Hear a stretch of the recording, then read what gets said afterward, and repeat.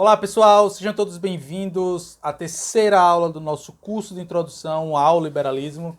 Eu me chamo Leonardo Lisboa e dando continuidade ao estudo dos clássicos que deram sua contribuição para o pensamento liberal, na aula de hoje nós iremos ver um cara chamado Adam Smith, também considerado, também conhecido como o pai do capitalismo e também, claro, da ciência econômica. Foi sua grande obra, A Riqueza das Nações, que nós iremos ver na próxima semana, que fundou a ciência econômica como nós conhecemos no mundo moderno. Só que na aula de hoje nós não iremos falar sobre A Riqueza das Nações. Nós iremos falar sobre um livro antecessor do Adam Smith, escrito em 1759, chamado, permitam-me ler aqui, Teoria dos Sentimentos Morais ou Ensaio para uma Análise dos Princípios pelos quais os homens naturalmente julgam a conduta e o caráter, primeiro de seus próximos, depois de si mesmo, por Adam Smith. Bom, nós vamos falar hoje sobre esse livro e eu confesso que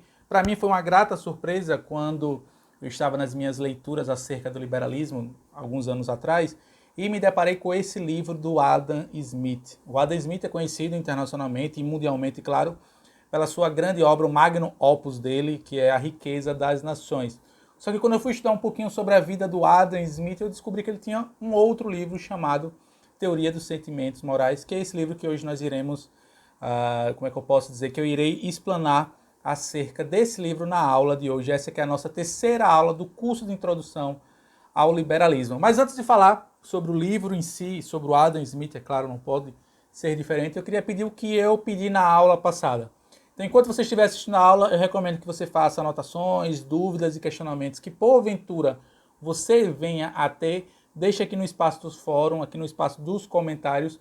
Eu estou pensando seriamente em gravar uma live ou algo parecido com isso para responder todas as dúvidas dos alunos, beleza? Então assista a aula, faz suas anotações e anote suas dúvidas.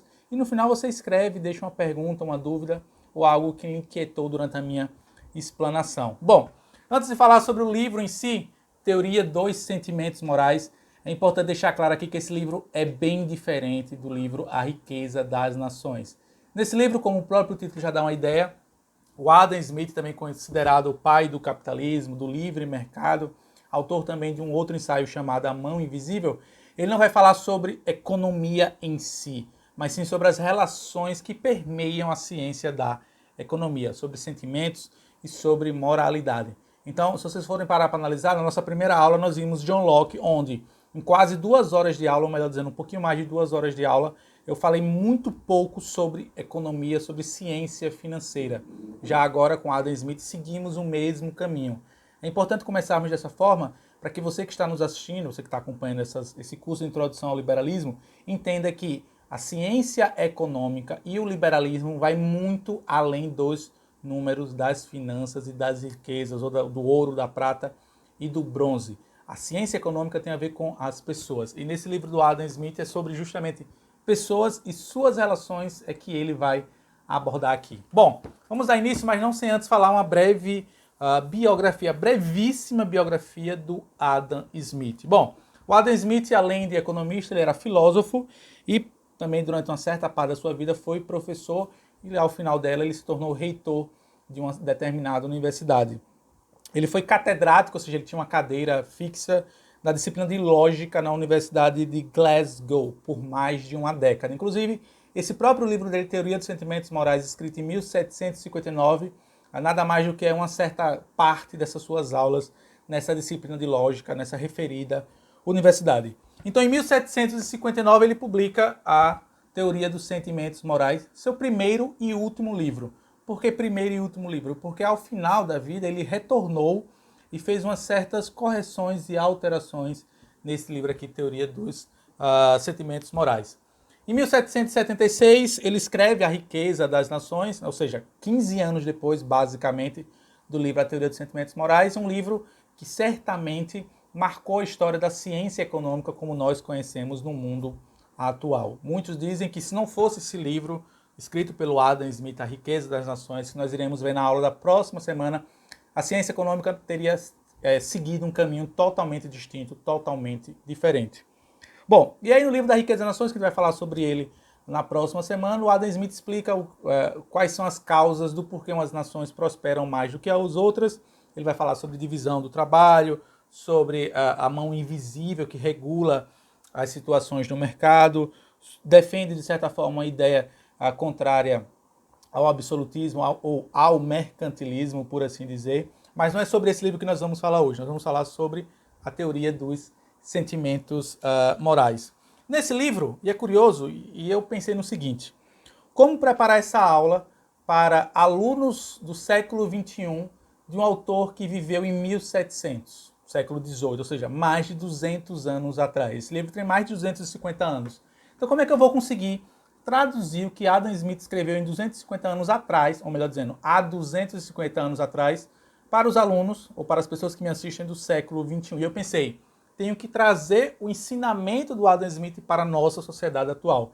Esse é o meu objetivo aqui nessa aula, tentar trazer as ideias do Adam Smith para o presente.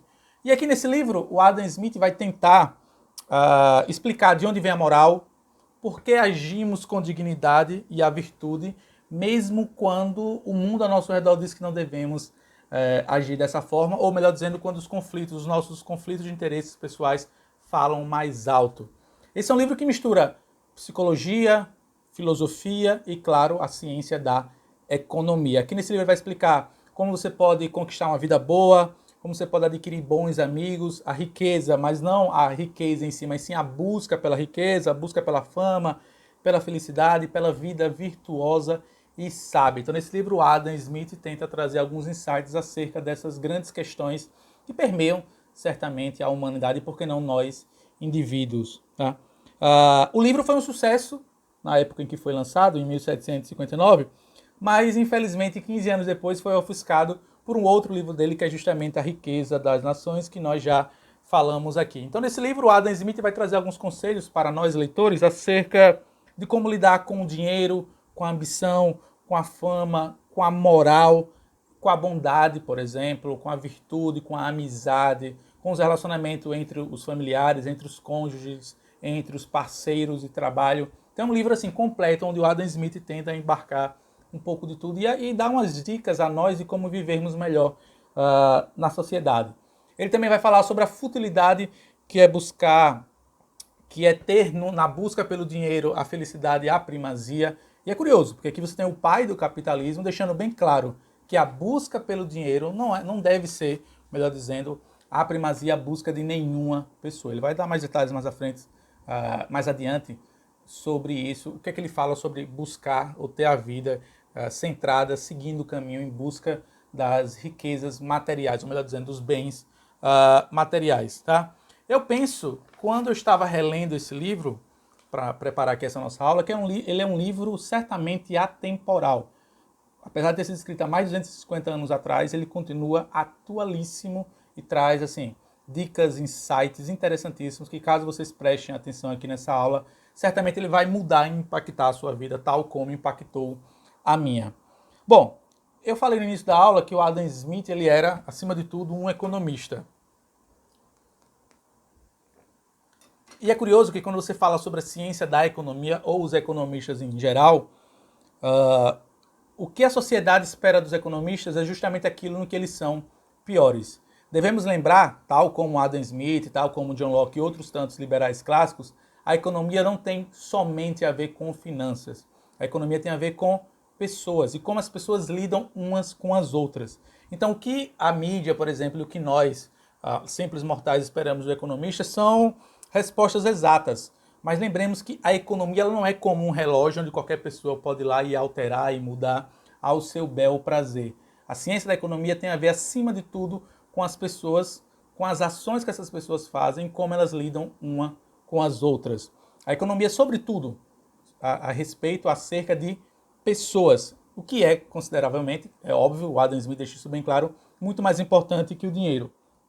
Uma outra coisa que a ciência da economia se preocupa também, o Adam Smith deixa isso aqui claro, tem a ver com as escolhas e as consequências das suas escolhas e como elas impactam não apenas a você, mas como as pessoas que estão a seu redor. Afinal de contas, escolher uma coisa é abrir mão de outra coisa. O Adam Smith entende esse conceito e explica esse conceito aqui de forma muito clara. E outros economistas que nós iremos ver aqui no curso, o próprio, por exemplo, Ludwig von Mises, fala muito sobre essa questão da escolha, o Hayek também fala, e outros que nós iremos ver mais adiante aqui nesse curso de introdução ao liberalismo. Mas se a ciência da economia tem a ver com escolhas, as consequências dessas escolhas, não existe uma ciência mais apropriada para estudar a forma como essas escolhas afetam a nós mesmos e as pessoas ao nosso redor do que a ciência da economia. Porque a ciência da economia tem justamente a ver tem a ver justamente com escolhas. Então não existe mais, ao meu ver pelo menos, não existe uma ciência mais benéfica para se conhecer acerca do que acontece a nós mesmos ao nosso redor do que a própria economia. Afinal de contas, a nossa própria vida ela é permeada, ela é repleta de escolhas. Quando você opta por algo, automaticamente você abre mão de alguma coisa. A ciência econômica vai se preocupar com esse detalhe que é fundamental da nossa vida, ou melhor dizendo, do seio da sociedade humana. Afinal de contas, a economia tem justamente a ver com pessoas. Agora, que outra ciência poderia nos ajudar a escolher melhor e tirar o máximo proveito das nossas escolhas? E a ciência da economia também vai lidar com isso, com esse paradigma de você ser obrigado a seguir um determinado caminho e ao mesmo tempo você arcar com as consequências dessa sua própria escolha. Bom, esse aqui é só um preâmbulo, agora de fato nós vamos dar início ao estudo do livro. Eu separei aqui nossa aula em alguns capítulos, mas lembrando o que eu falei lá no início da nossa aula, tá, gente?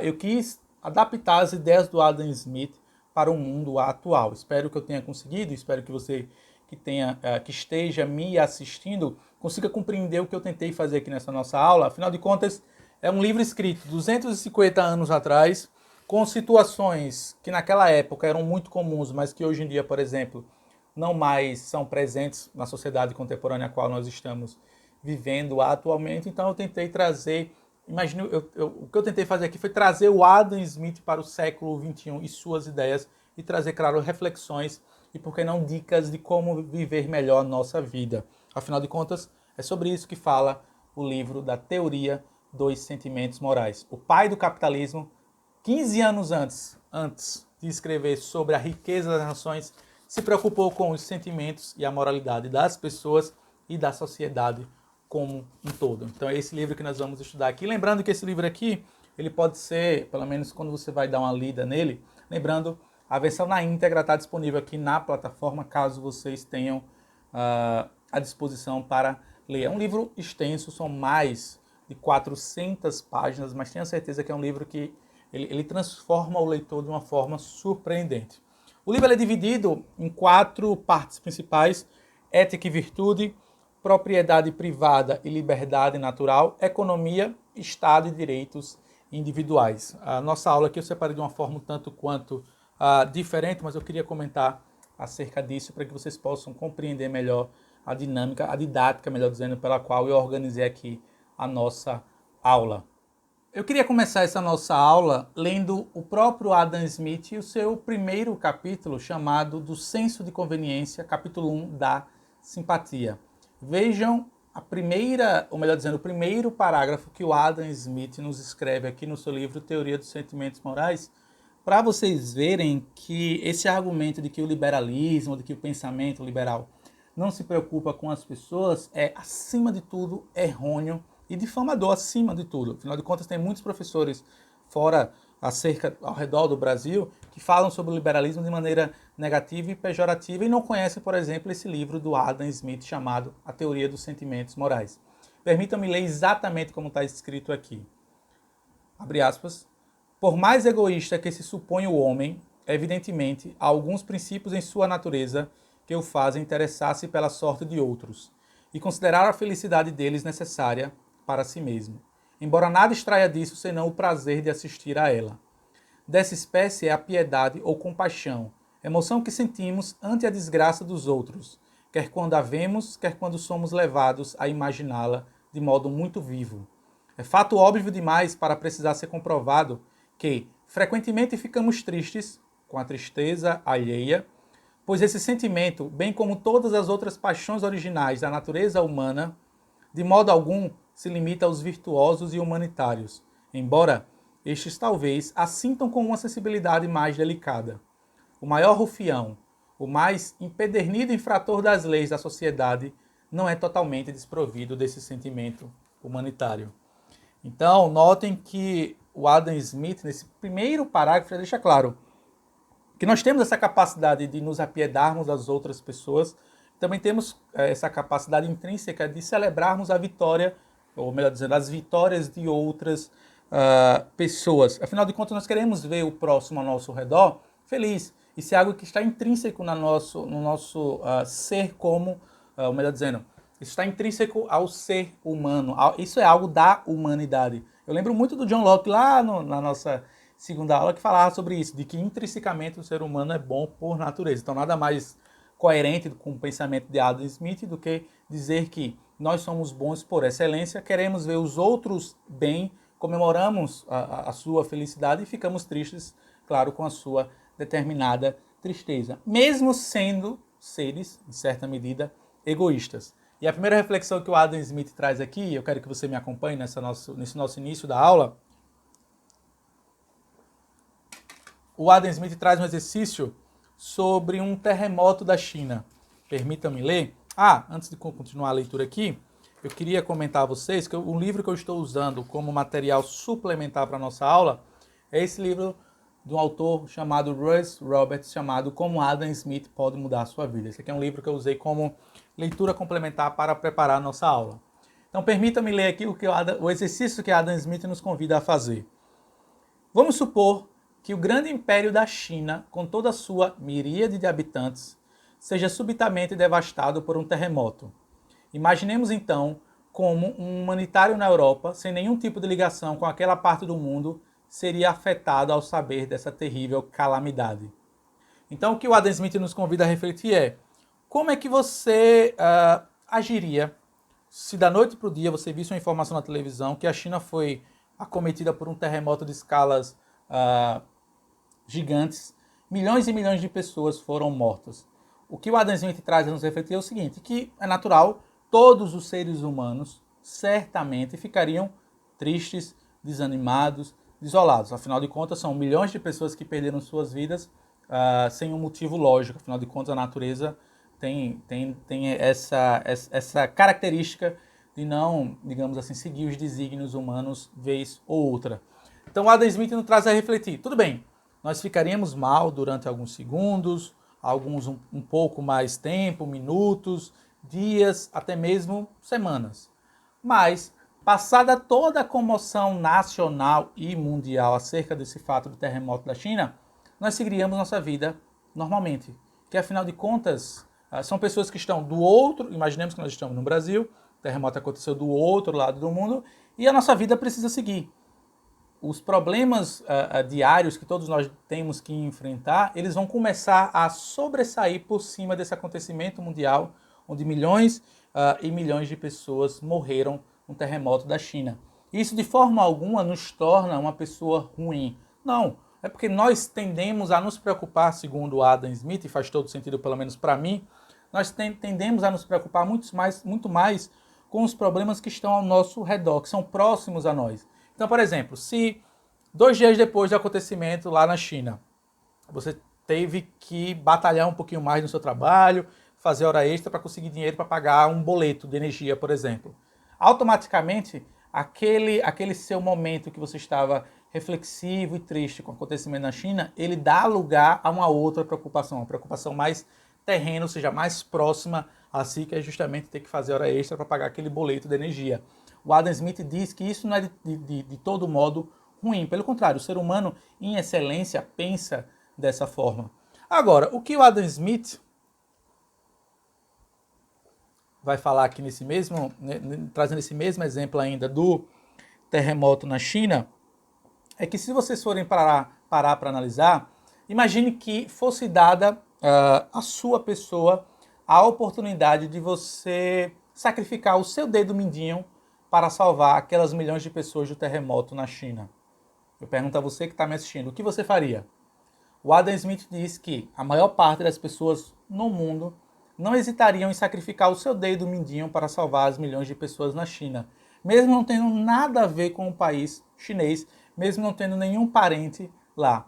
O que é que o Adam Smith deixa claro aqui, segundo o próprio, é que a maior parte das pessoas tem um interesse em se preocupar, ou melhor dizendo, em se preocupar com como os outros estão vivendo ou com a boa aventurança do próximo, mesmo esse próximo às vezes estando a quilômetros e quilômetros de distância. Que algumas pessoas, a maior parte da população, segundo Adam Smith, por que ele fala a maior parte? Porque intrinsecamente nós somos bons, então é natural e é óbvio que a maior parte das pessoas no mundo estariam dispostas a sacrificar esse dedo mindinho para salvar milhões de pessoas na China.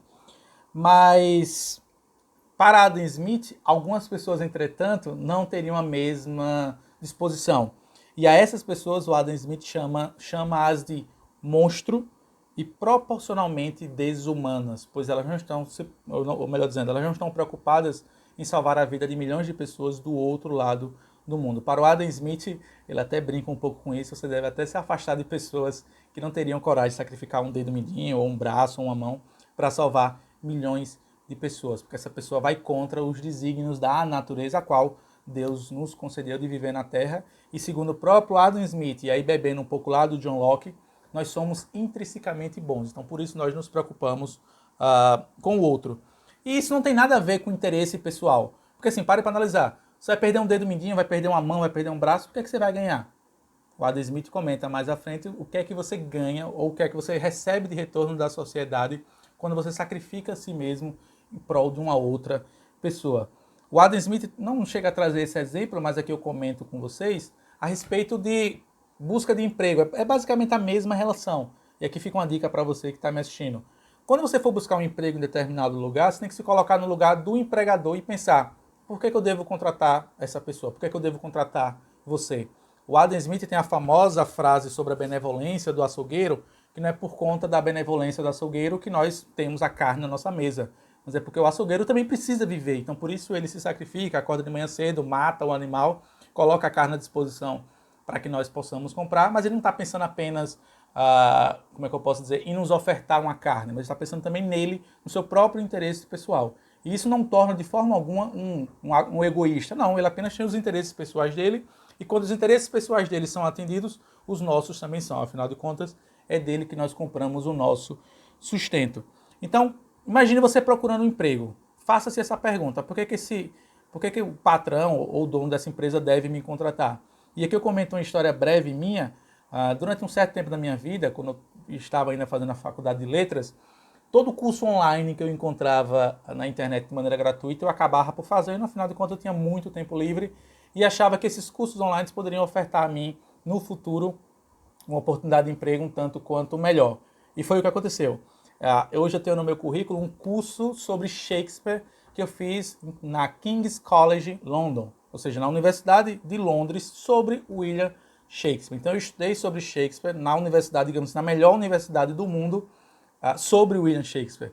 E eu me lembro que uma certa vez eu deixei os currículos em algumas escolas, isso tem muito tempo atrás, e uma das escolas me chamou para uma entrevista, e uma das primeiras perguntas que a diretora da escola me fez foi se eu tinha estudado lá no King's College London. Eu falei: não, foi um curso online que eu fiz acerca de William Shakespeare. Então vocês imaginam o seguinte: sou um professor de inglês e tenho um curso sobre Shakespeare na King's College London. Isso com certeza concede a mim um passo adiante dos meus outros colegas de profissão que estejam disputando aquela vaga. Então essa pergunta que o Adam Smith traz, que você deve se fazer: o que é que eu devo ofertar? O que é que eu tenho, melhor dizendo, para ofertar para esse meu patrão que está pensando em me cadastrar, ou em me cadastrar, desculpa, em me contratar. Mais adiante, nesse mesmo capítulo, para caminharmos para o nosso segundo capítulo da nossa aula de hoje, o Adam Smith comenta: somos intrinsecamente bons e decentes. Nós somos carregados de benevolência ou, melhor dizendo, o Adam Smith usa a palavra benevolência.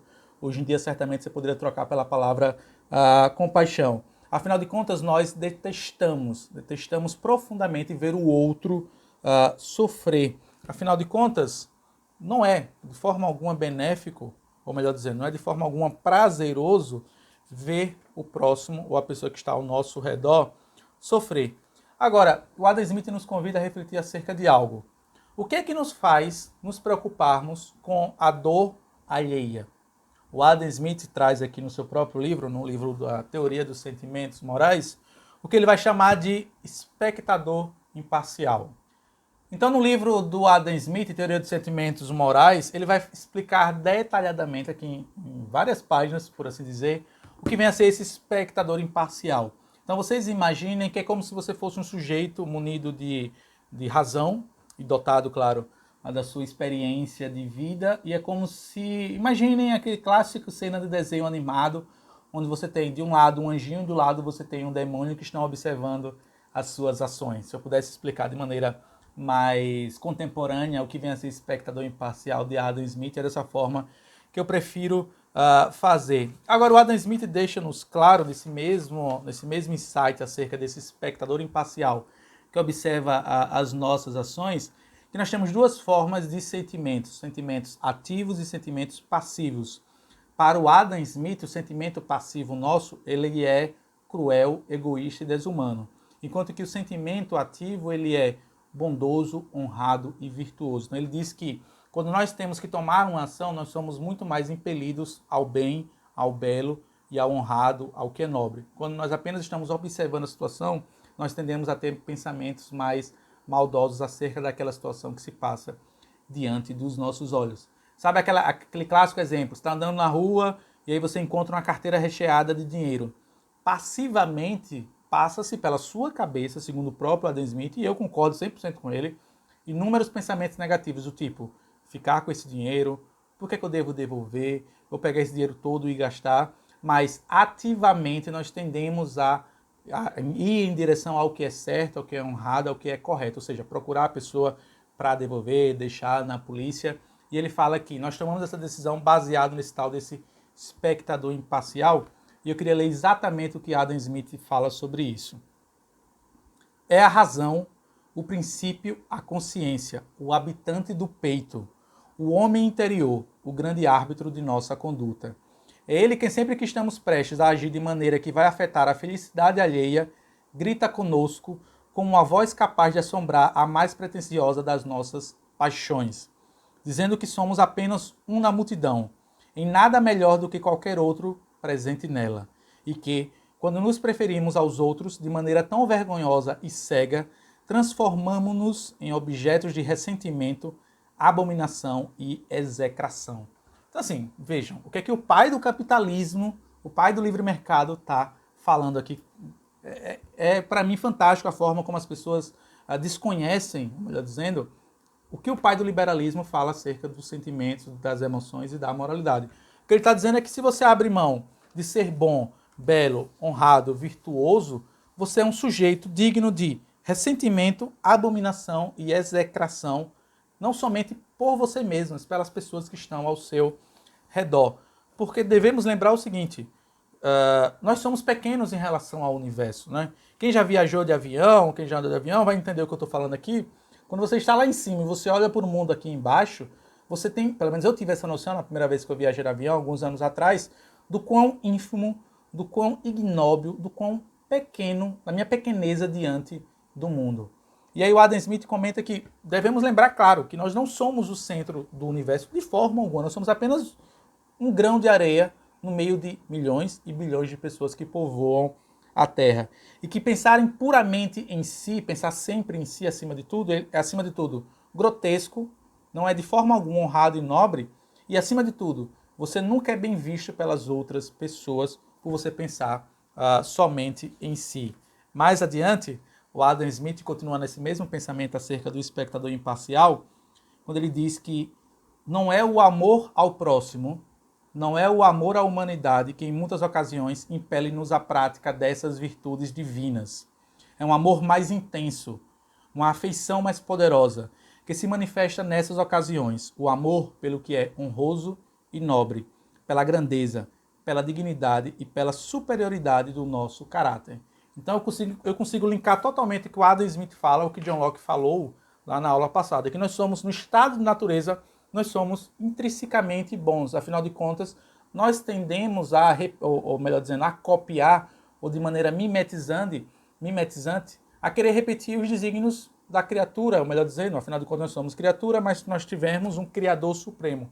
Então, já que Deus é bom em sua excelência, em sua essência, nós tendemos também a querer ser bons, tal como Deus. Afinal de contas, a criatura tende a seguir o Criador. E aí caminhamos nesse caminho em direção ao colocar o amor próprio, o amor próximo no mesmo, como é que eu posso dizer, no mesmo cenário, mas algumas pessoas estão dispostas a colocar o amor ao próximo em nível mais elevado do que o amor próprio. Afinal de contas, é como se o espectador imparcial fosse você mesmo olhando para si mesmo. Imagina uma espécie de Big Brother, onde você mesmo vê as suas ações. E que quando você age de maneira honrada e nobre, você satisfaz o padrão, aquele padrão que todos nós sabemos o que é certo, o que é errado de se fazer quando se vive em sociedade. Você pode dizer que Deus está lhe julgando, que Deus está lhe observando. Tudo bem, o Adam Smith, pelo que eu pude entender e compreender aqui do livro do Adam Smith, ele não chega a citar o Deus, não com essas palavras propriamente ditas. Ele diz, olha, pode até ser Deus, caso você queira acreditar dessa forma.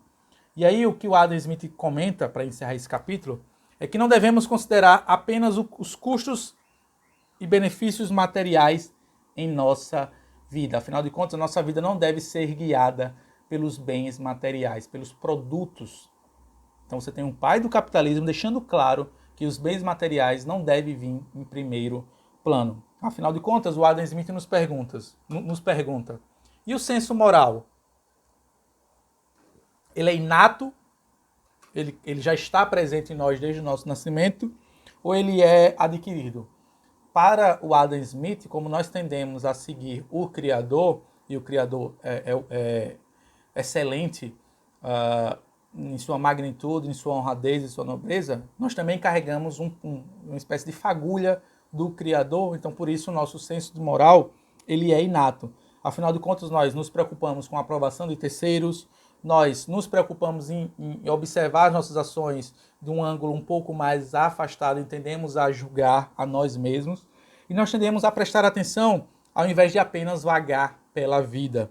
Afinal de contas, o Adam Smith deixa aqui claro no seu próprio livro que é necessário que nós, seres humanos, tomemos controle da nossa própria vida, para termos controle também, é claro, dessas ações e arcar com as consequências das nossas ações, sejam elas boas ou ruins, e que tenhamos e que possamos desenvolver, melhor dizendo, serenidade, tranquilidade e felicidade, que é digamos assim, as três palavras principais que nós iremos ver no próximo capítulo. Nesse próximo capítulo, eu defini com o seguinte subtítulo: Como ser feliz. E aí permitam-me discorrer um pouco sobre uma história pessoal minha, melhor dizendo. Afinal de contas, tem tudo a ver com o que o Adam Smith nos explica sobre felicidade, tranquilidade e serenidade. Bom, como é óbvio, como eu falei lá no início do nosso curso, eu sou um professor, estou com 30 anos de idade, e durante muitos anos da minha vida eu me demorei, pelo menos até os 25, 26 anos, para ter orgulho de fato em ser professor, e eu vou explicar por quê. Primeiro, todos nós sabemos como o professor no Brasil é uma profissão desvalorizada em excelência, ou melhor dizendo, em máxima potência. Mas por que escolher, ou melhor dizendo, por que eu escolhi ser professor quando eu tinha diante de mim algumas opções que poderiam me trazer um recurso financeiro melhor? O que é que o Adam Smith nos explica sobre a busca pela felicidade, pela tranquilidade ou pela serenidade? O Adam Smith nos comenta aqui, e eu digo isso aos meus alunos em sala de aula, principalmente aos alunos de ensino médio, que você não deve jamais colocar os interesses financeiros, os bens materiais ou a busca pela riqueza acima da sua realização pessoal. Então hoje sim eu posso falar abertamente isso, que eu tenho a oportunidade de seguir uma outra carreira e ganhar mais do que eu ganho como professor. Mas será que eu estaria se sentindo, ou melhor dizendo, eu me sentiria realizado, tranquilo e sereno, fazendo um outro trabalho que não fosse ser professor? Eu posso confessar aqui, abertamente a vocês que estão assistindo, que certamente não.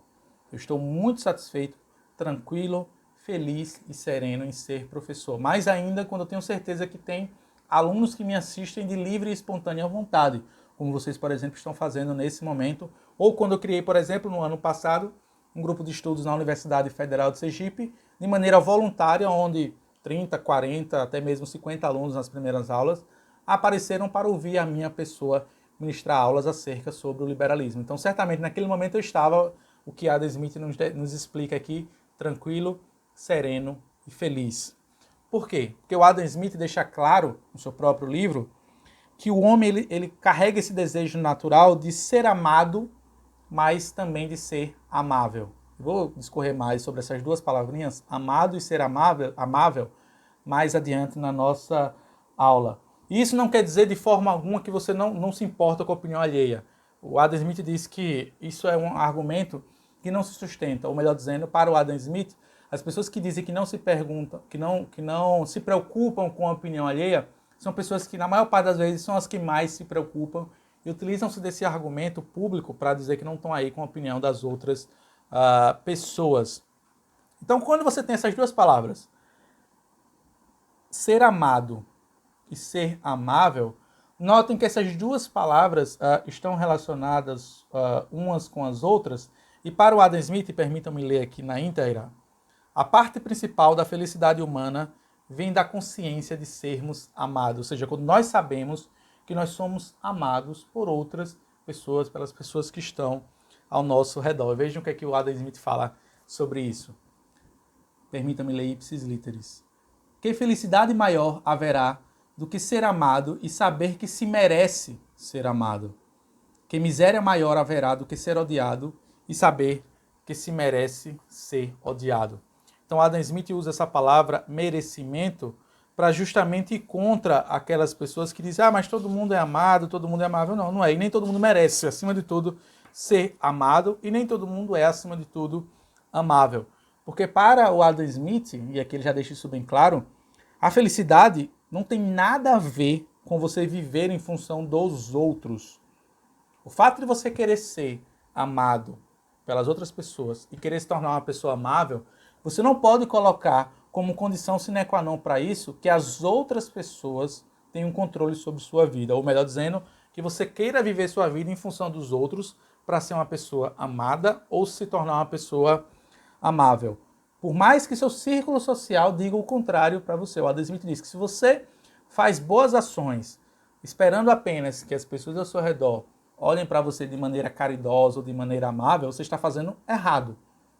O que o Adam Smith nos chama a reflexão aqui o espectador imparcial é importante, acima de tudo é você olhando para você mesmo e que você persiga o belo, o honroso e o nobre, ou a vida nobre, melhor dizendo, porque é algo que está dentro de você, é algo intrínseco a nós seres humanos. É aquela fagulha que eu falei lá na nossa aula, no nosso capítulo passado, acerca da nossa fagulha do Criador que nós carregamos em nós mesmos. Porque afinal de contas, o Adam Smith coloca essas duas palavras, uma totalmente relacionada com a outra.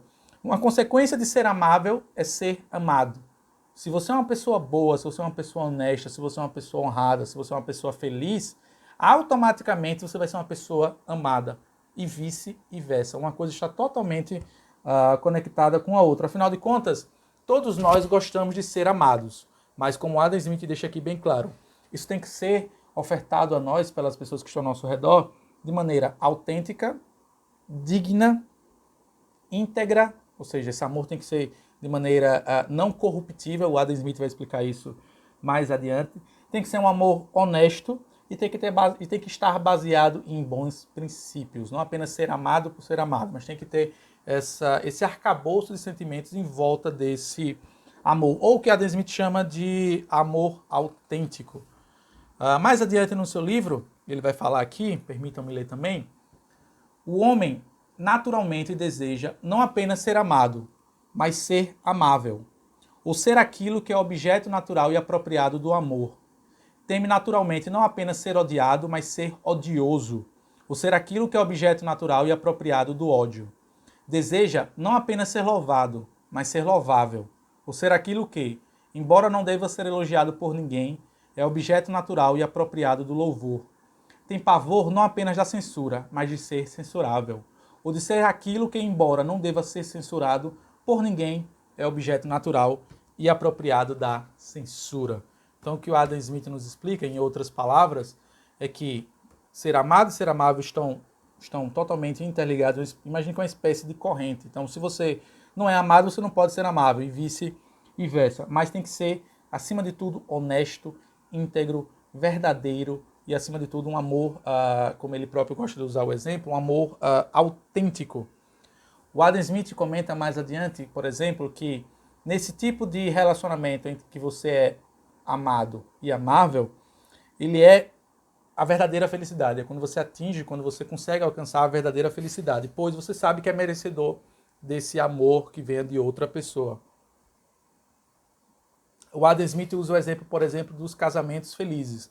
Para o Adam Smith, um casamento verdadeiramente feliz, vejam que princípio cristão ele traz aqui, é quando você oferece mais do que você recebe. Que automaticamente aquela pessoa vai ter um apreço, vai ter um amor por você de maneira natural, ou seja, um amor autêntico, que é o que o Adam Smith aqui nos explica. Então, percebam que o pai do capitalismo está trazendo aqui, de certa forma, um ensinamento cristão para nós. Que para você ser amado em excelência, ou amado verdadeiramente, você precisa ser amável, então você precisa se dedicar mais aos outros do que a si mesmo, ou seja, ofertar mais do que você recebe. Só que o Adam Smith comenta que existe um caminho sinuoso, tortuoso e perigoso nesse tal de ser amado e ser amável, que é que algumas pessoas, permitam-me ler o que ele fala aqui, são capazes de enganar a si mesmas, racionalizando ou ignorando suas imperfeições e sua falta de amabilidade. Ou seja, sabe aquelas pessoas que se auto-enganam, que se autodenominam serem pessoas amadas ou pessoas amáveis? Ele vai falar mais à frente sobre esse auto-engano. Sabe quando você recebe um elogio e você sabe que você não é merecedor daquele elogio? São pessoas que ficam felizes com elogios falsos. Essas pessoas, segundo Adam Smith, elas estão nesse cenário de auto-engano, pois algumas pessoas ficam satisfeitas com o elogio não merecido. Vejam o que é que o Adam Smith fala sobre isso.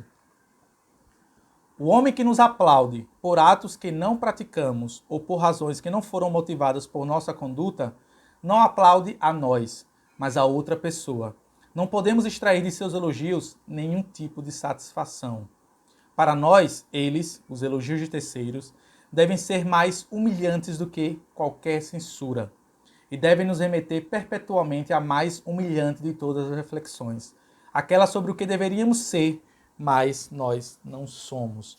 O que o Adam Smith diz é que se você recebe um elogio imerecido, você tende a cair por terra, a olhar para si mesmo e falar: por que eu não deveria, por que eu não trabalhei de fato para poder merecer aquele elogio?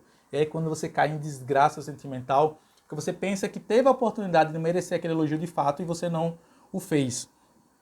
E é o que o Adam Smith chama de aplauso infundado, que é quando alguém aplaude a você, sem necessariamente você ser o merecedor daquele sentimento bondoso que foi ofertado a você. O que o Adam Smith fala é que apenas os tolos e os fracos, ou seja, aqueles que se auto-enganam, é que ficam felizes com elogios imerecidos ou com aplausos infundados.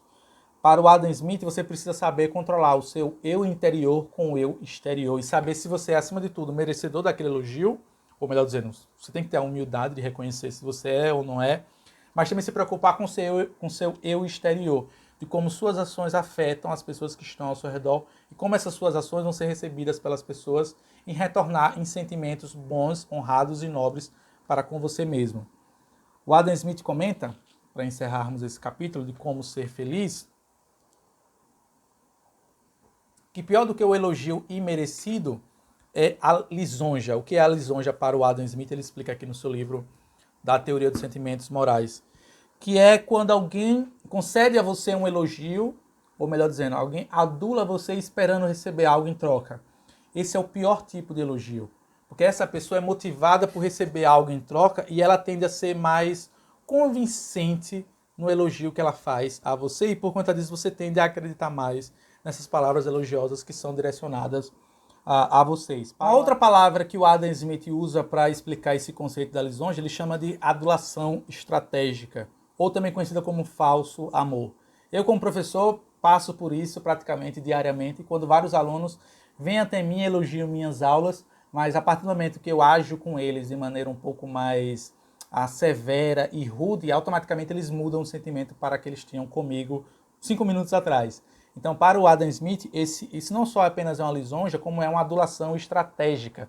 Quem é professor passa por isso diariamente. Imagine você que tem uma turma, 50 alunos, onde vários alunos o amam, ou pelo menos o respeitam de maneira honrada, nobre e virtuosa.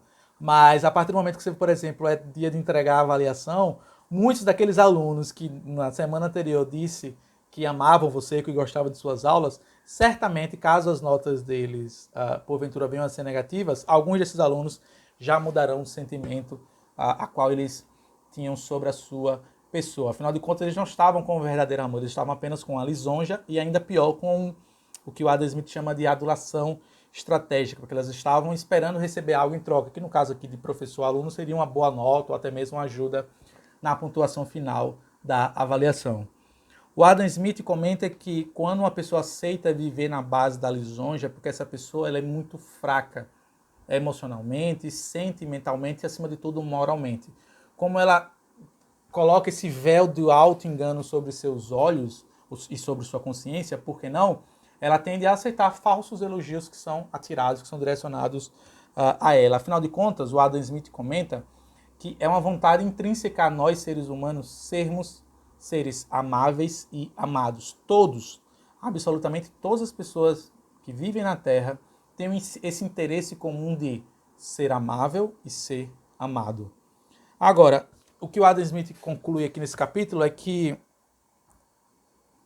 o homem sensato é aquele que rejeita esse louvor não merecido, porque afinal de contas o Adam Smith deixa claro, ele vai falar sobre isso nos próximos capítulos, não é fácil você ser sensato, não é fácil você ser reconhecedor das suas próprias limitações, não é fácil você ser verdadeiro consigo mesmo, isso demanda tempo, energia, disposição, bunda na cadeira, sentar e estudar, experiências de vida. Então muitas pessoas se deixam enganar pela lisonja ou pela adulação estratégica, porque não são pessoas que adquiriram esse senso de nobreza, honradez e virtude por si próprias.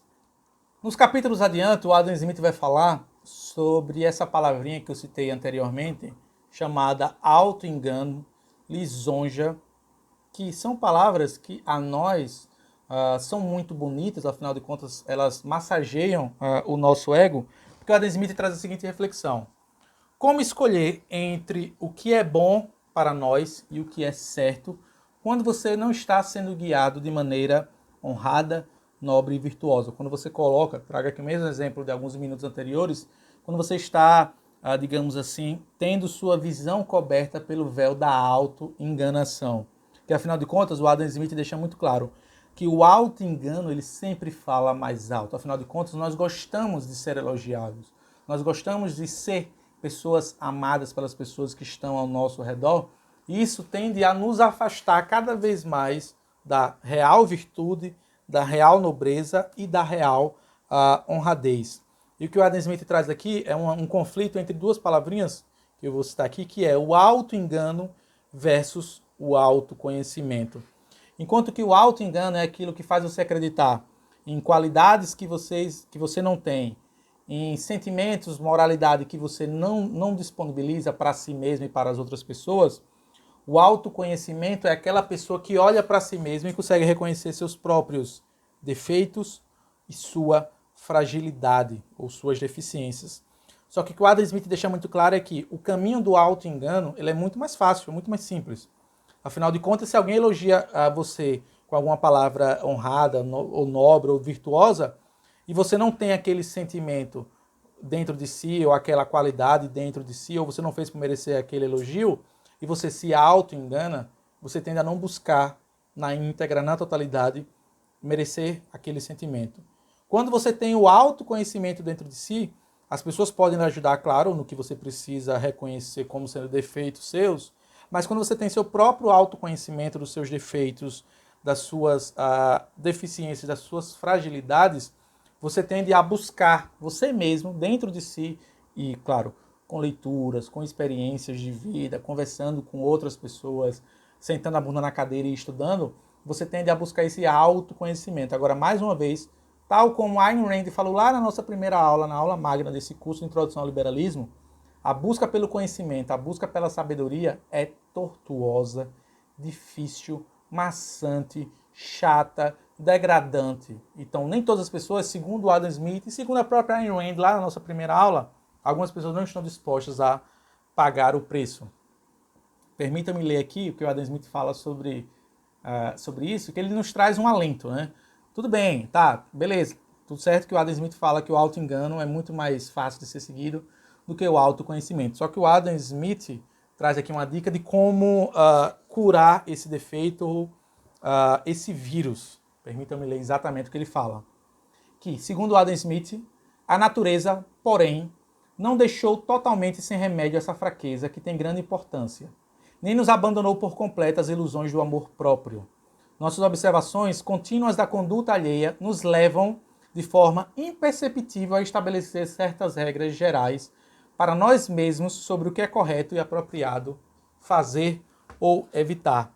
Em outras palavras, o que o Adam Smith está dizendo é que nós temos sim uma moral absoluta, uma ética absoluta, se é que podemos chamar dessa forma. Algumas pessoas dizem que não, tem culturas, você não pode dizer que culturas são superiores umas às outras. Certamente o Adam Smith e os liberais, em excelência, discordam dessa ideia de que não existe cultura superior. Porque você vem dizer para mim que, por exemplo, tribos indígenas que sacrificam filhos ou até mesmo filhas deficientes é algo moralmente superior, não usem para mim o argumento de cultura, porque é da cultura deles não. Porque para mim, da cultura ocidental, isso é algo acultural. Você ter esse ato de sacrificar filhos que nasceram deficientes, justificando com base na sua própria cultura, isso para mim é imoral. E certamente o Adam Smith deixa claro que a moralidade ela tem um padrão a ser seguido. Todo mundo sabe que é errado matar e roubar. Todo mundo sabe. A Ayn Rand sabia na sua filosofia objetivista, o John Locke sabia lá no seu estado de natureza, quando ele dizia que o homem é intrinsecamente bom, e o Adam Smith também, quando ele fala que nós tendemos a querer mimetizar ou a querer seguir o Criador e ser honrado, nobre e virtuoso. O que o Adam Smith fala é que nós tendemos a observar os nossos vizinhos e como suas ações são julgadas, e isso nos serve como bússola moral. Quando uma pessoa próxima a nós age de maneira virtuosa e ela recebe elogios merecidos, nós tendemos a observar aquilo e tentar mimetizar e tentar copiar aquela ação. Da mesma forma, quando nós vemos uma ação negativa e sua consequência, nós tendemos a nos afastar delas. Então vocês imaginam aqui o seguinte exemplo, lembrando, tentando trazer Adam Smith para o mundo real. Imaginemos que tenha 2 ladrões dentro de um ônibus que estão com o plano de assaltar esse ônibus nas paradas mais adiante. E um deles toma a frente e comete o assalto, mas felizmente ele é barrado pelos próprios passageiros e ele acaba sendo espancado ali mesmo dentro do ônibus. Certamente isso passou uma mensagem muito clara ao outro bandido que estava dentro do ônibus pensando em fazer a mesma coisa. Pois aquela ação do vizinho dele, ou seja, do outro bandido, trouxe a ele essa reflexão de que, talvez não seja uma boa ideia fazer isso. Se não nesse momento, quem sabe nunca mais fazer isso, porque aquilo que aconteceu ali, aquela ação, como eu estou dizendo, aquela consequência negativa proveniente de uma ação negativa que foi querer roubar os passageiros, trouxe a ele talvez uma dica de que é errado fazer aquilo, de que é errado roubar as pessoas e que isso pode trazer consequências danosas à sua própria integridade física, no caso, ser espancada. O Adam Smith chama isso de viés da confirmação, que é quando você observa as pessoas ao seu redor e você recebe essa confirmação do mundo sobre que agir bom traz consequências positivas, agir de maneira bondosa, e agir de maneira a querer prejudicar os outros traz, ou melhor dizendo, pode trazer a si consequências negativas. Afinal de contas, o Adam Smith deixa muito claro que não é de forma alguma fácil você enfrentar o seu verdadeiro eu. Mais uma vez, auto-engano e autoconhecimento.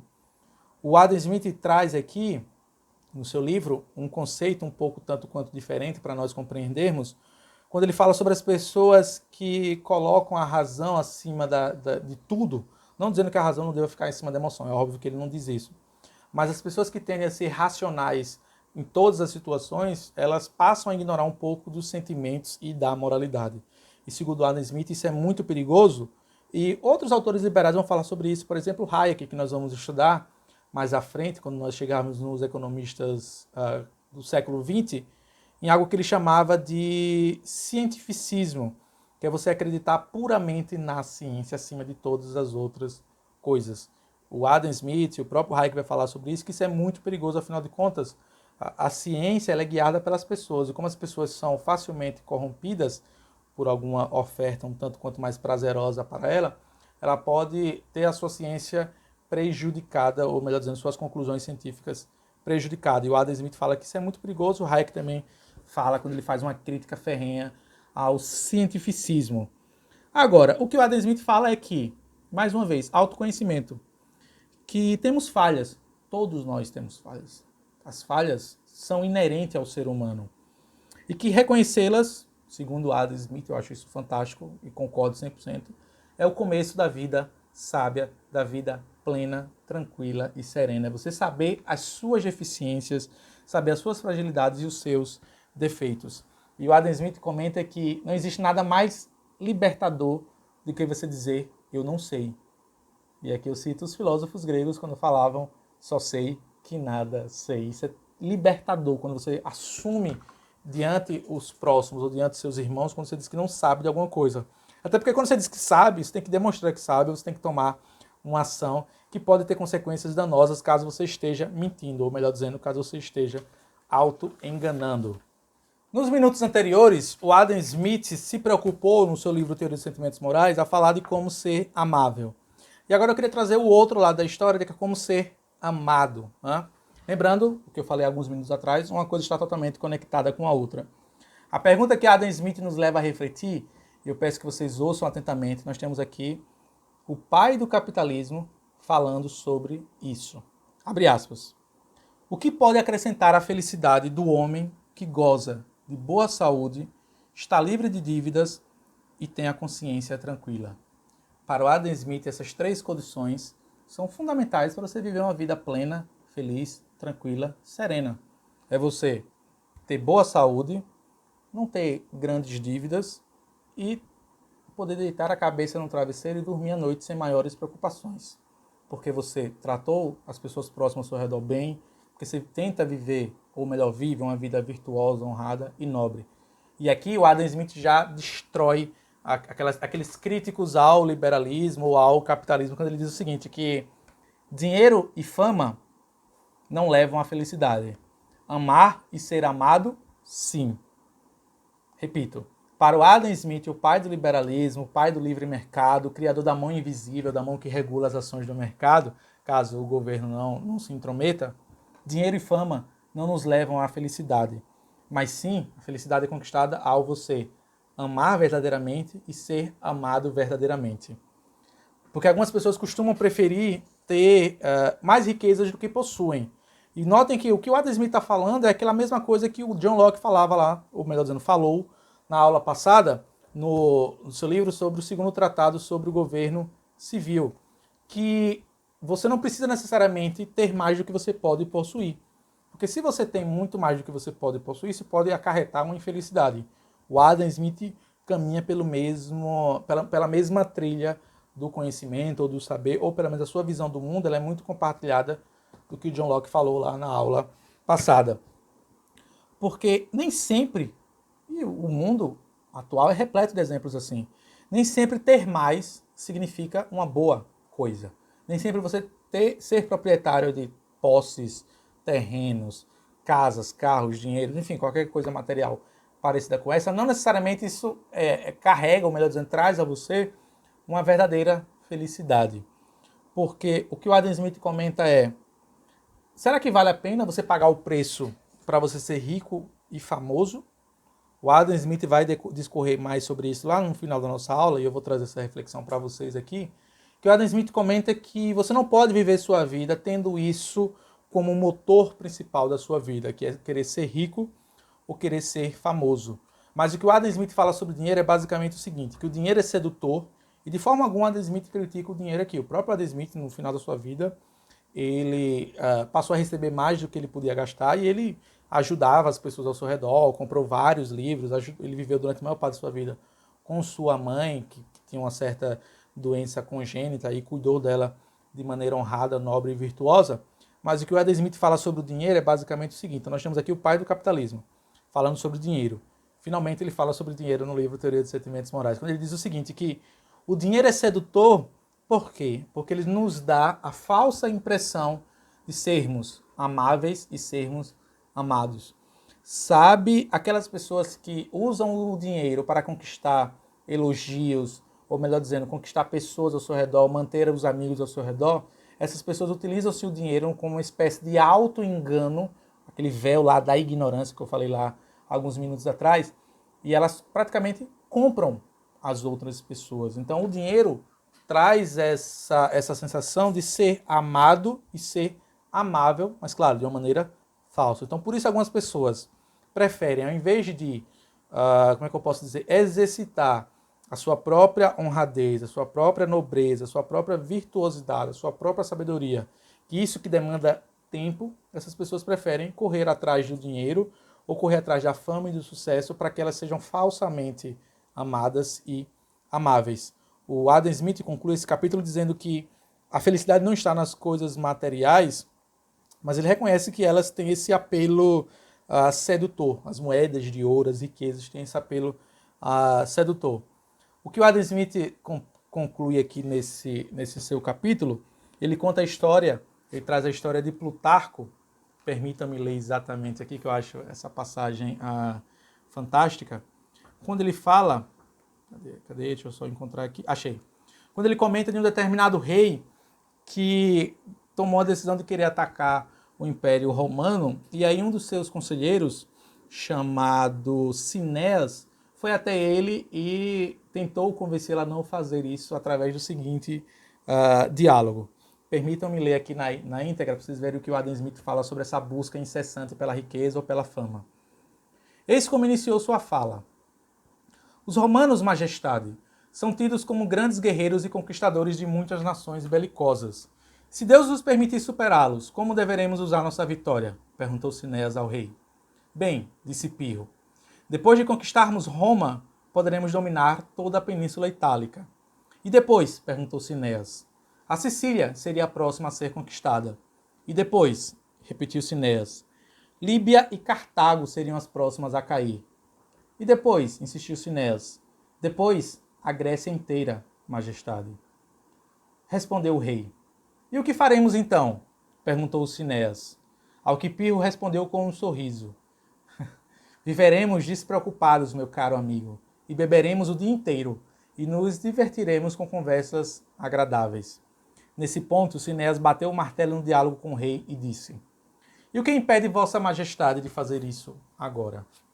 Esse é um relato que o Adam Smith traz no seu livro, A Teoria dos Sentimentos Morais, de um livro chamado Vida de Plutarco, onde ele comenta, melhor dizendo, sobre a negatividade de você ter sua vida baseada nos bens materiais ou na posse de propriedades, tal como o John Locke falava lá no seu livro que nós vimos na aula passada.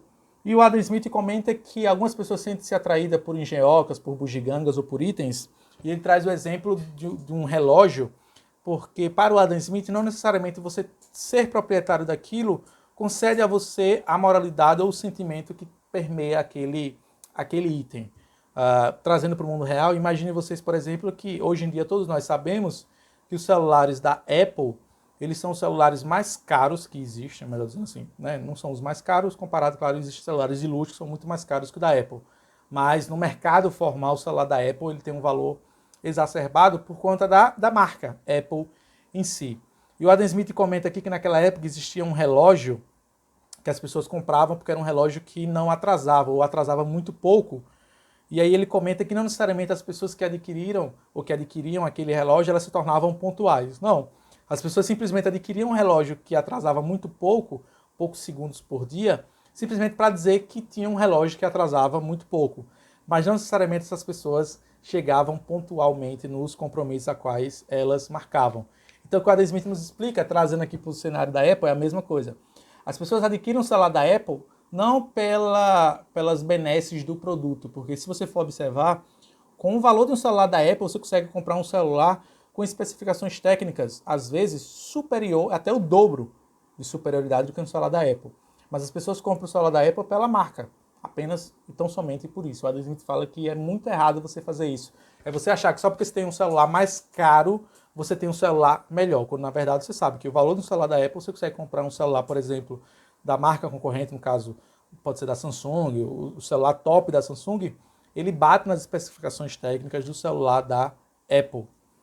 Porque o Adam Smith deixa claro, não necessariamente você ter o produto quer dizer que você tem aquele sentimento, aquela moralidade que permeia aquele produto. E para concluir esse capítulo e caminharmos para o final da nossa aula de hoje, o que o Adam Smith fala é que ele abre fogo literalmente contra os amantes das engenhocas. E aí permitam-me ler exatamente o que ele fala.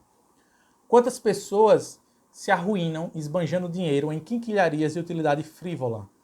O que agrada a esses amantes de engenhocas não é tanto a utilidade, mas a conveniência das máquinas criadas para promovê-las.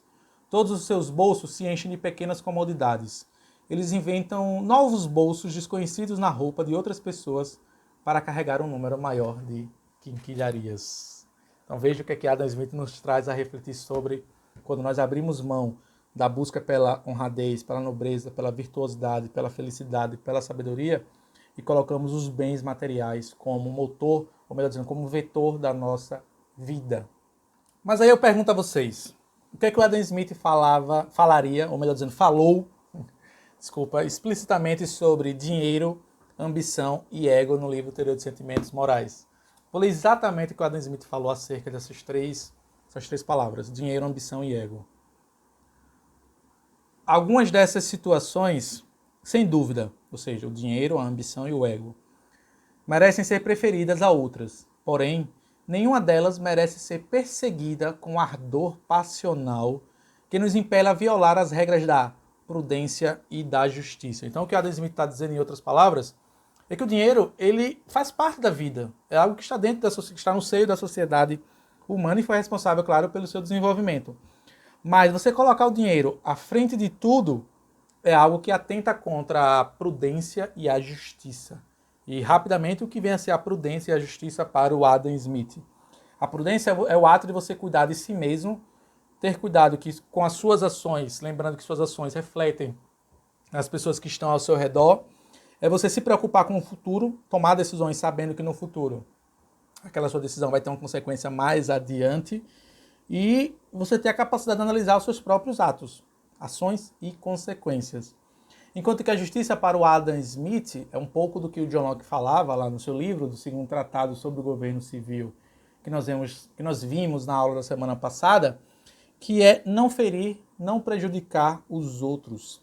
Ou seja, não querer tomar como posse algo que não pertence a você e tampouco querer machucar as outras pessoas. Então, para o Adam Smith, o sucesso, a fama, a ambição não é algo ruim em si, mas a forma como você busca isso é que de fato é ruim. Você não pode colocar o dinheiro como uma busca passional, ou seja, passar por cima de tudo e de todos em busca das riquezas materiais.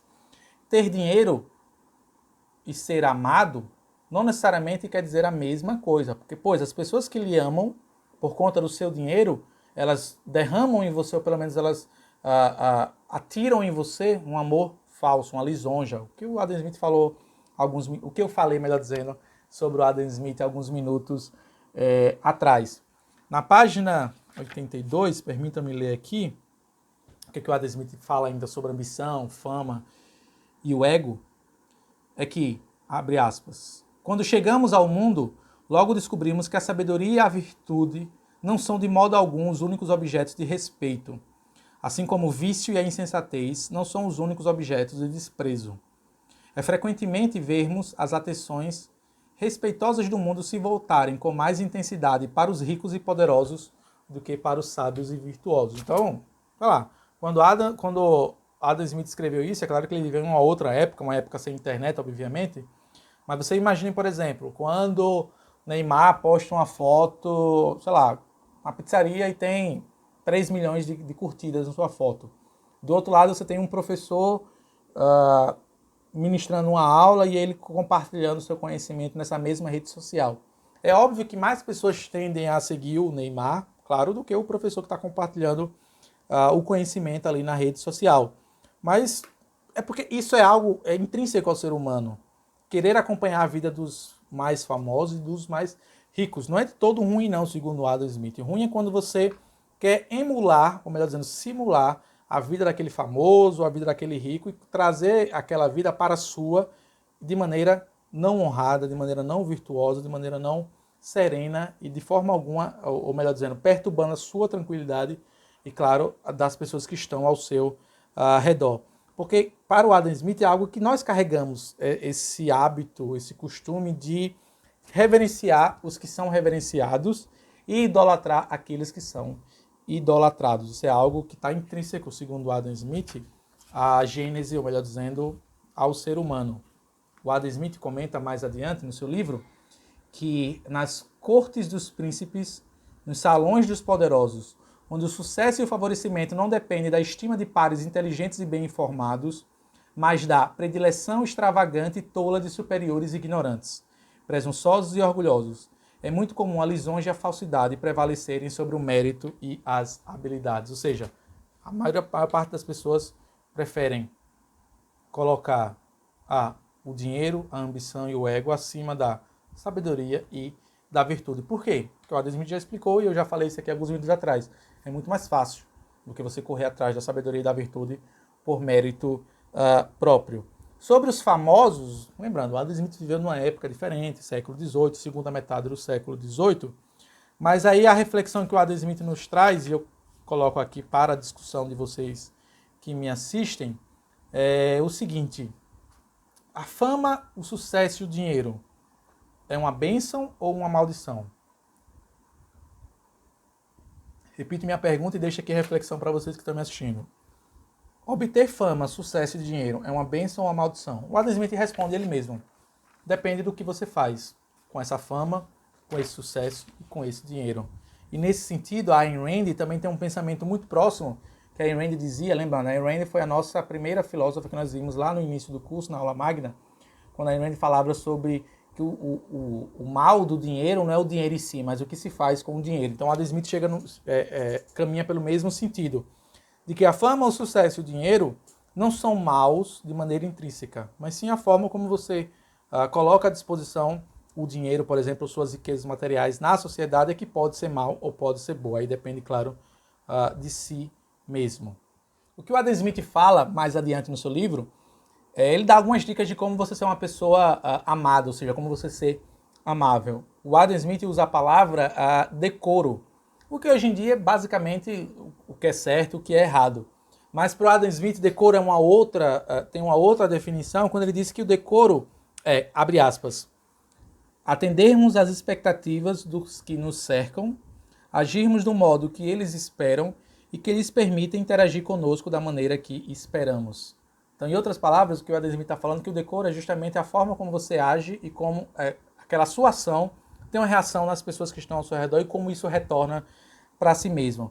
Sabe aquele ato, por exemplo, de você, que é algo que nós fazemos de maneira involuntária, que é rir quando alguém próximo a nós está rindo ou chorar quando alguém próximo a nós está chorando. O que o Adam Smith fala sobre esses dois sentimentos conflitantes, que é felicidade e tristeza, é que nós que nós tendemos a compartilhar muito mais os momentos de felicidade do que os momentos de tristeza. Porque é muito difícil você se colocar no lugar de outra pessoa no momento da tristeza, enquanto que no momento da felicidade é muito mais fácil e muito mais prazeroso, é óbvio, afinal de contas estamos falando de felicidade. Enquanto que a tristeza, nós mantemos uma certa distância. Por mais próximo que você seja daquela pessoa que esteja passando por um momento de dificuldade, ainda assim, segundo o Adam Smith, você não vai conseguir se colocar na pele daquela pessoa. A não ser que, diz o Adam Smith, você já tenha passado por uma situação similar, ou seja, a dor ela é muito individual, enquanto que a felicidade você consegue compartilhar muito mais. Então, assim, essas emoções e experiências das pessoas que nos cercam nos ajudam a entender, a compreender melhor o que vem a ser o decoro, que é o que o Adam Smith fala, de atendermos às expectativas das pessoas que estão ao nosso redor.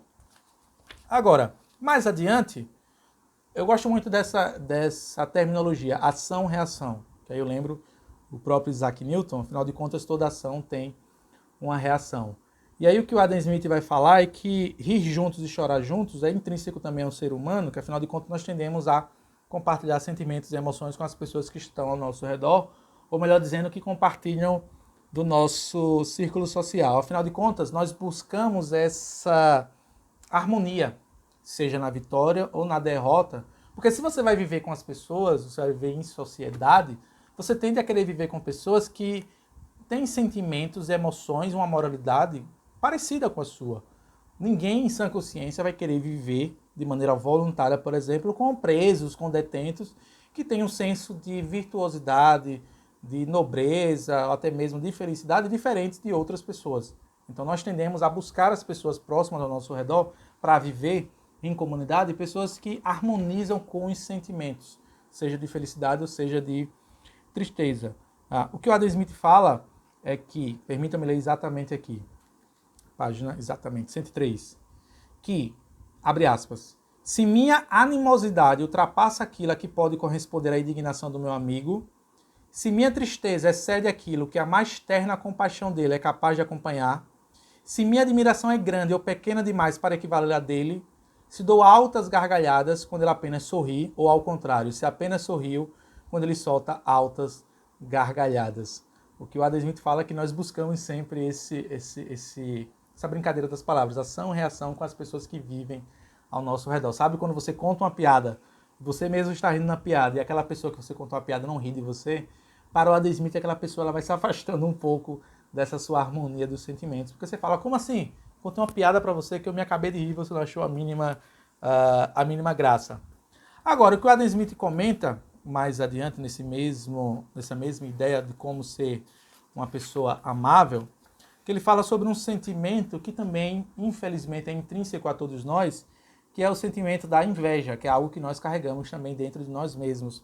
E que quando essa pessoa não tem um autoconhecimento, ela pode se deixar ser guiado pela inveja. Eu posso dar o exemplo, talvez não, certamente o primeiro exemplo que me vem à memória é o exemplo da Eva no paraíso, quando ela foi convencida pela serpente, no caso ali a figura do Satanás, a querer ter a mesma inteligência, a mesma sabedoria que Deus. E por conta disso, motivada pela inveja, ela quis ter a mesma ciência, no caso, a mesma sapiência que Deus. Então ela foi motivada certamente nos sentimentos que estava ali, além do sentimento de não querer ser inferior, era, sem sombra de dúvidas, a inveja. Mas o que é que o pai do capitalismo fala sobre a inveja? Ele fala basicamente o seguinte, porque a forma como nós reagimos à alegria e à tristeza de terceiros, ela é diferente. Se é uma pessoa que está próxima a você, você reage de uma forma diferente. Se é uma pessoa que é sua amiga, você reage de uma forma diferente. Se é uma pessoa que é sua inimiga, você reage de uma forma totalmente diferente. E aí o que o Adam Smith fala é exatamente o seguinte, abre aspas. Mas há, entre a tristeza e a alegria, diferença de que, em geral, temos mais disposição para nos solidarizarmos com as pequenas alegrias e com as grandes tristezas. O homem, que por uma súbita reviravolta da sorte é alçado de uma só vez a uma situação de vida muito superior à que tinha antes, pode estar certo de que nem todas as congratulações de seus melhores amigos serão perfeitamente sinceras. O que o Adam Smith está falando aqui é o que nós observamos no mundo real. Se você tem uma pessoa que da noite para o dia, sei lá, ganhou na Mega Sena e se tornou milionária, certamente algumas pessoas que vão até ela congratular essa pessoa por conta dessa quantia exorbitante que ela ganhou, algumas congratulações não serão honestas, não serão verdadeiras e não serão sinceras, pois estão imbuídas de inveja. Enquanto que aquele crescimento mais, como é que eu posso dizer, mais longevo, que caminha-se mais para o sucesso, nós tendemos a nos simpatizarmos mais com esse conhecimento. Afinal de contas, nós acompanhamos todo o desenvolvimento daquela pessoa.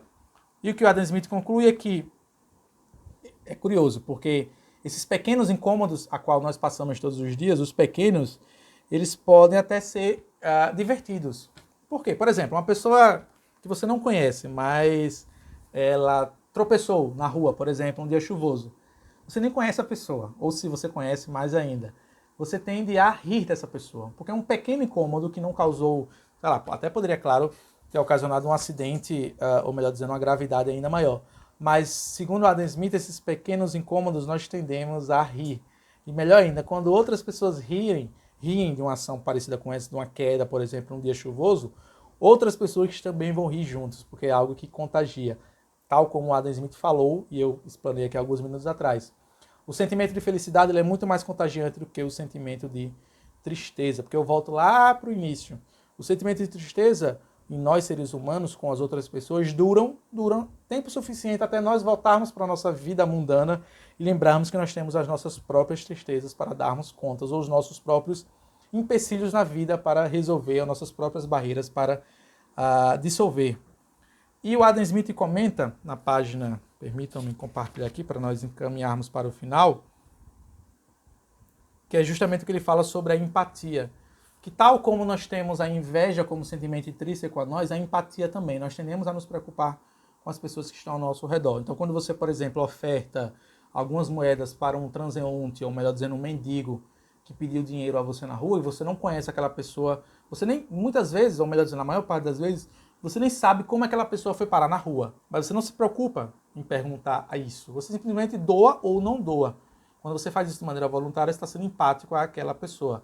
Mas imaginemos um cenário hipotético, aquela pessoa parou na rua, porque ela cometeu um crime bárbaro alguns anos atrás, foi para a cadeia e depois acabou indo parar na rua. Talvez, e somente talvez, se você soubesse o crime horrendo que aquela pessoa cometeu, talvez você não teria sido tão empático com aquela pessoa. Mas como você não tem noção do que ela fez, automaticamente você toma as dores daquela pessoa por ela estar numa situação desfavorecida e você a ajuda de maneira empática, ou seja, você toma empatia por aquela pessoa. E o Adam Smith nos dá uma dica, que é necessário você saber compartilhar com as pessoas corretas os seus momentos de felicidade e de tristeza. E como faz isso?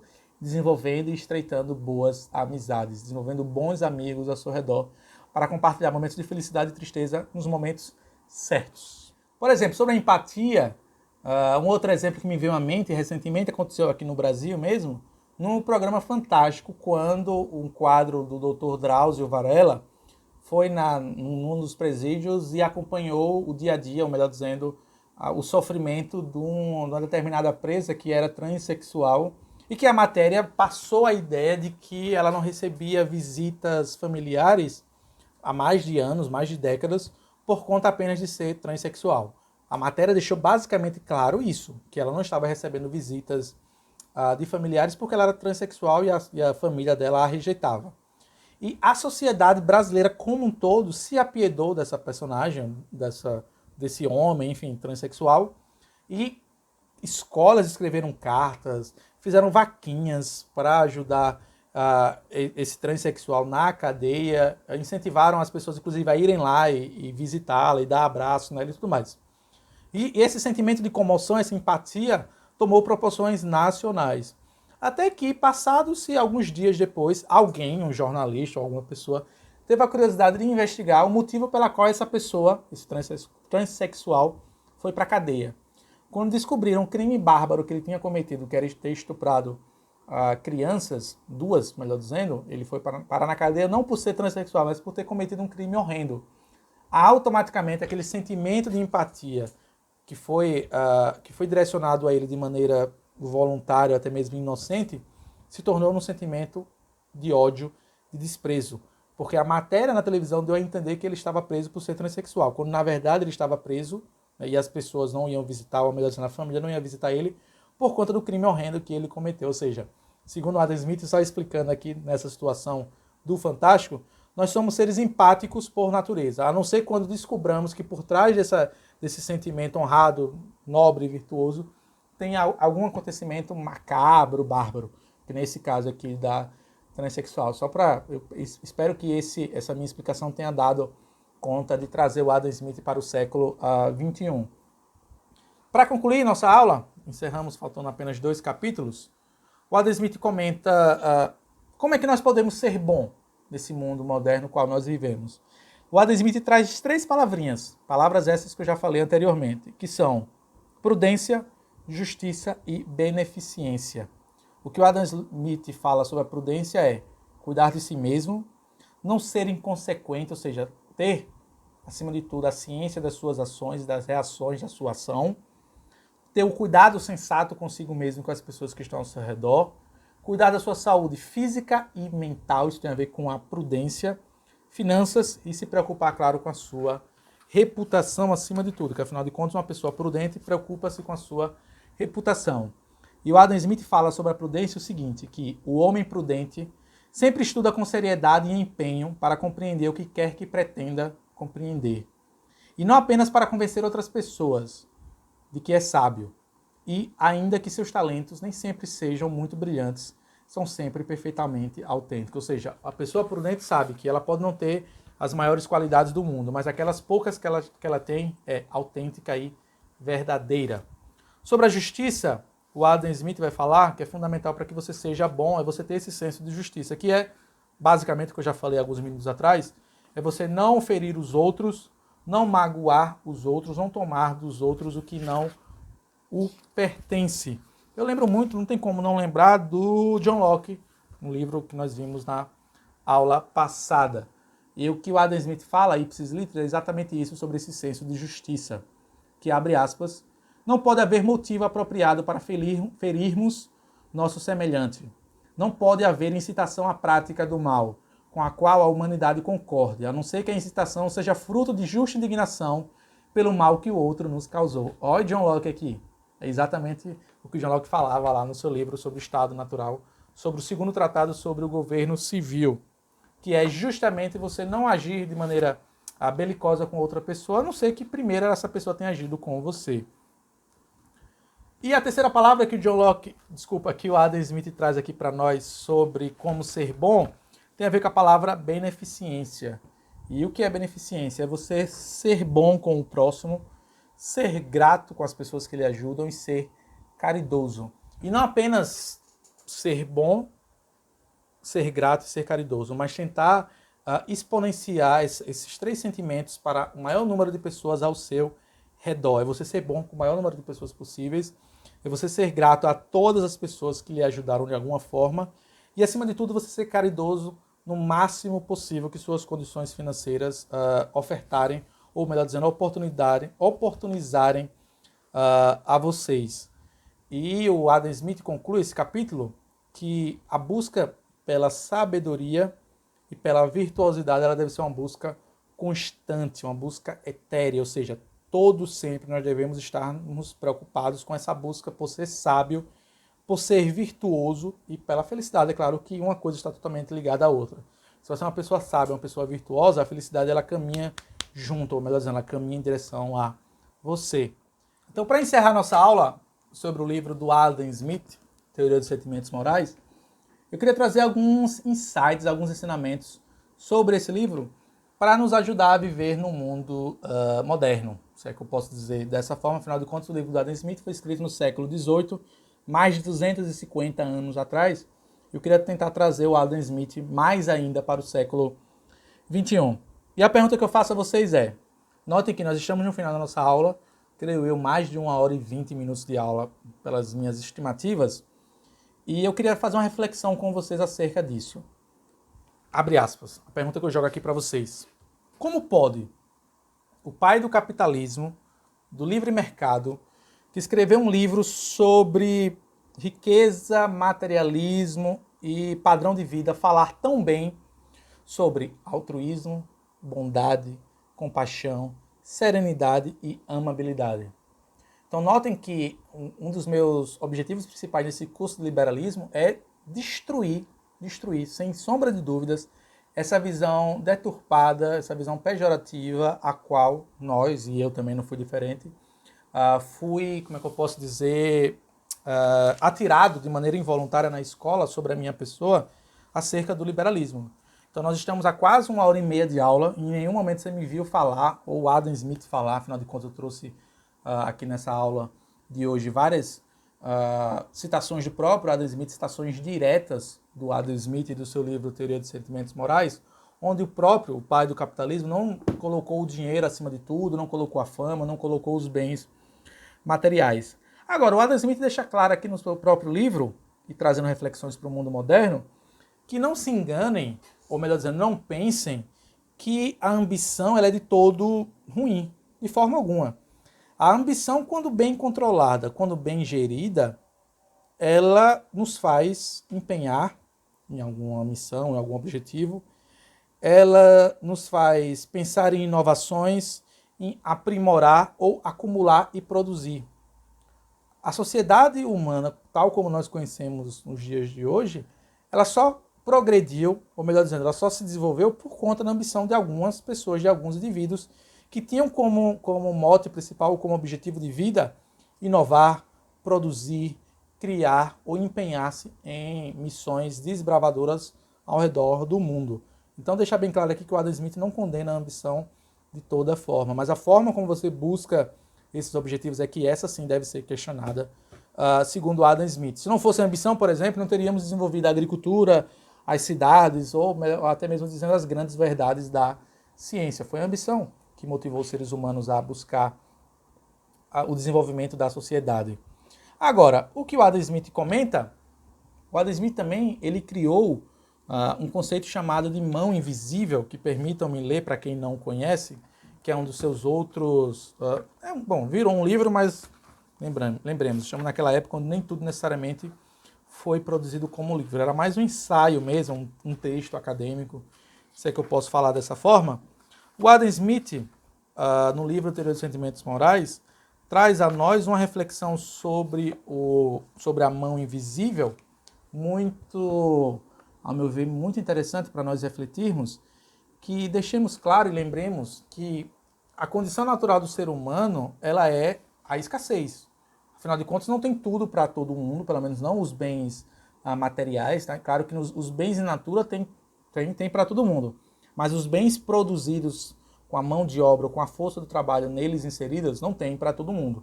E se tivesse para todo mundo, qual seria a lógica de você ir lá e sacrificar a sua própria vida para produzir aquele bem material, se o que você faz inicialmente não pertence a você ou pertence a outras pessoas? Esse é o conceito que o Adam Smith traz sobre a mão invisível, né? Que quando o governo não se mete não se envolve, melhor dizendo, nessas relações interpessoais, o mercado ele se autorregula por conta própria. Mas o Adam Smith nos ensina aqui muito claro, e nisso ele é muito contrário aos revolucionários franceses, principalmente do iluminismo francês, no sentido de que no estado de natureza as pessoas vão querer se matar, vão querer tirar a própria vida uma das outras. O próprio John Locke também na aula passada nós vimos isso, que ele era um contrário desse pensamento que foi muito defendido pelos iluministas franceses, e também é uma crítica que algumas pessoas fazem sobre o liberalismo, é colocar o liberalismo escocês ou o liberalismo inglês, ou iluminismo inglês e iluminismo escocês, no mesmo balaio, se é que eu posso dizer dessa forma, do liberalismo francês, o que é bem diferente. Certamente, o próprio Adam Smith e o John Locke também, certamente, o John Locke escreveu vários textos contrários à ideia de Thomas Hobbes, que influenciou, de certa forma, a Revolução Francesa. O próprio Adam Smith era um crítico ferrenho do Jean-Jacques Rousseau. Então, assim, colocar o liberalismo clássico, deixando aqui claro, na mesma balança do liberalismo francês, não faz muito sentido quando os próprios liberais clássicos eram contrários a essa ideia de que o homem é o lobo do próprio homem, que, de certa forma, influenciou a Revolução Francesa. Pois o liberalismo clássico e o iluminismo escocês e um pouco do iluminismo inglês não coloca os bens materiais, ou não coloca, melhor dizendo, não explicita que a condição sine qua non do homem é querer assassinar o próprio homem, mas pelo contrário, é a busca pelo que é bom, pelo que é belo, pelo que é honrado, pelo que é nobre, pelo que é virtuoso. Nada mais do que cristão pensar dessa forma, pelo menos é assim que eu gosto de pensar quando eu leio os grandes autores do liberalismo clássico.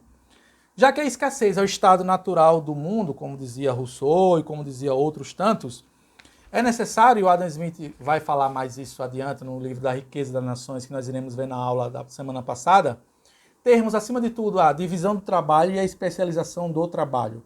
A divisão do trabalho, eu vou falar isso com mais detalhes na aula da semana seguinte, é fundamental, ou foi fundamental, melhor dizendo, para o desenvolvimento da sociedade. Afinal de contas, se todo mundo tivesse que produzir a mesma coisa, a sociedade não avançava. Foi necessário e imperativo para o desenvolvimento da sociedade, tal qual nós temos no mundo atual, e cada pessoa se especializasse em uma determinada função, um determinado ofício. O Adam Smith era um defensor ferrenho dessa ideologia de divisão do trabalho e de especialização do trabalho. E é claro que o Adam Smith era um defensor incondicional das trocas voluntárias, afinal de contas ele é considerado também o pai do livre comércio ou do livre mercado. E concluo nossa aula dizendo o seguinte: na semana seguinte nós vamos ver um livro sobre a riqueza das nações, em que o Adam Smith vai falar sobre economia, sobre bens materiais, sobre produtos, bens e serviços.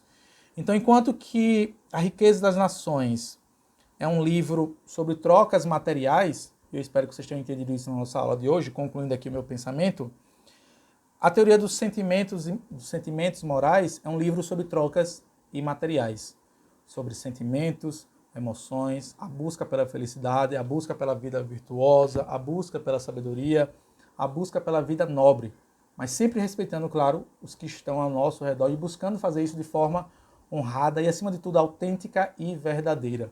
Não nos deixarmos guiarmos pelo que o Adam Smith falou, no próprio livro Teoria dos Sentimentos Morais, pelos sentimentos falsos, pela lisonja ou pelo véu do obscurecimento, que faz com que algumas pessoas achem que merecem ser amadas e ser amáveis, sem necessariamente serem amadas e amáveis.